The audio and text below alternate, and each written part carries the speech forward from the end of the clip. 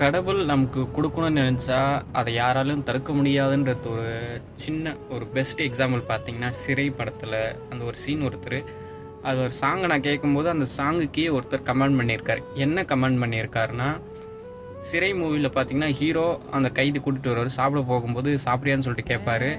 "இல்ல எனக்கு வேண்டாம்." அவர் ஒரு பிரியாணி மட்டும் ஆர்டர் பண்ணி அவர் சாப்பிடுவாரு. அவர் "எனக்கு ஒரு டீ மட்டும் போதும்" அப்படின்னு சொல்லுவாரு. அப்புறம் கோர்ட்டுக்கு போயிடுவாங்க. கோர்ட்டில் போகும்போது டவாலி கிட்ட இவர் என்ன பண்ணுவார்னா, "எங்களை சீக்கிரமாக கூப்பிடுங்க" அப்படின்னு சொல்லிட்டு டவாலி கிட்ட இவர் ஒரு காசு கொடுப்பாரு.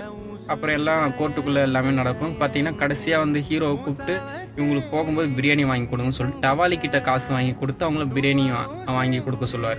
இதோட காடோட பிளான் பாருங்கள். அதாவது ஹீரோ அப்போ வந்து பிரியாணி வாங்கி தரல, ஆனால் ஹீரோவோட காசு எங்கே போய் கடைசியில் ஹீரோவே பிரியாணி வாங்கி வச்சிருக்கு.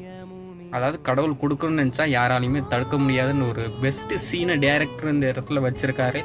இதை ஒருத்தர் கவனித்து அதை ஒரு கமெண்டாக போட்டிருக்காரு. நான் அதை உங்களுக்கு ஸ்க்ரீன்ஷாட் போடுறேன் பாருங்கள்.